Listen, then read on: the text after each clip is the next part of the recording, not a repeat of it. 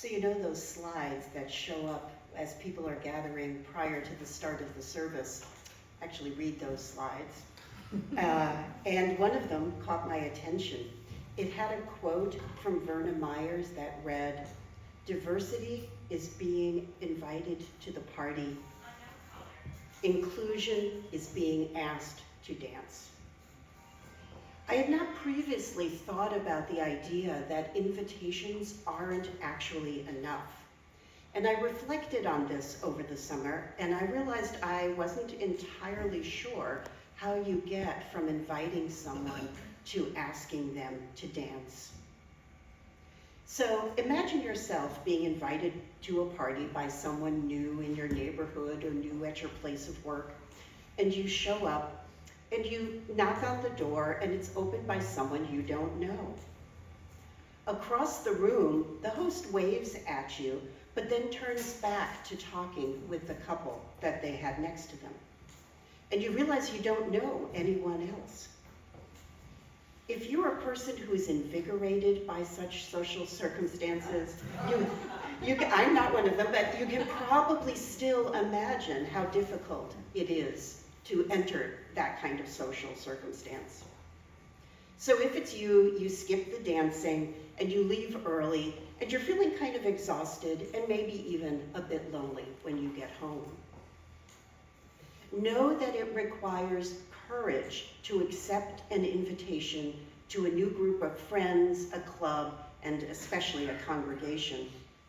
Even if you know a couple of people, you won't know what the culture is, how to dress, what to do first, if there'll be food there that you can actually eat.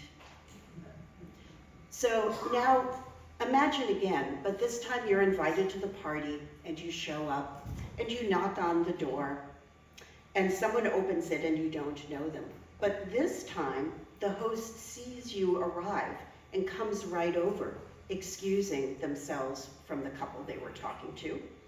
And the host greets you personally and introduces you to a few people, shows you where you can get some snacks, and then says, you might enjoy talking to Devin over here, who likes the same kind of books you do. In this scenario, you were made to feel welcome. And if all goes well, later on in the evening, you might actually join in the dancing. And you may leave the party feeling better about yourself because you had the courage to do something new, but also because you were able to connect with people. The author Shauna Nyquist writes, in speaking of hosts or advising hosts, true hospitality is when someone leaves your home feeling better about themselves, not better about you. And that's what we strive to do here. A welcome has to follow the invitation, and then it takes work to get to the dancing. We can easily translate this imaginary party to our own congregation. In my experience of joining UUSM, I was brave to come when I was invited. And our connections lead, Jack Brennan, acting as the host and saying hello and introducing me to people. And then later, others welcomed me by coming up during connections time and chatting and inviting me to join groups I might be interested in. But what if I hadn't been a white person of certain years? What if I came through the door and I found a congregation that was made up all of 20-year-olds dressed in dark green and each of them playing a drum? Maybe they wanted me to come. They wanted new ideas. But what are they going to have to do to make me feel welcome and then join their activities, their dance? They probably were going to have to get together to discuss this. Yeah. So that's the message here for me. At the start of our UUSM vision statement, it says, together we create a welcoming, diverse, and vibrant community.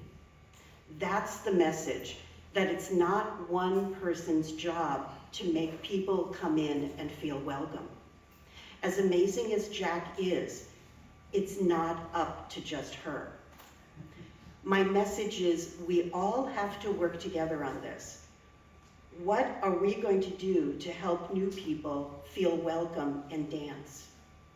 Maybe it means having more Zoom options for group meetings and committee meetings so that parents with children could maybe join in.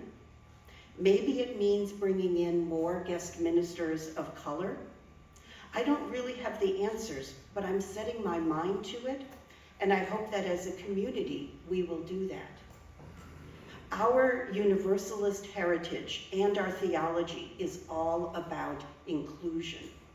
Universalism says everyone is included, everyone is worthy. It's our job to demonstrate the kind of love and inclusion in our communities. And that's a spiritual aspect to this work.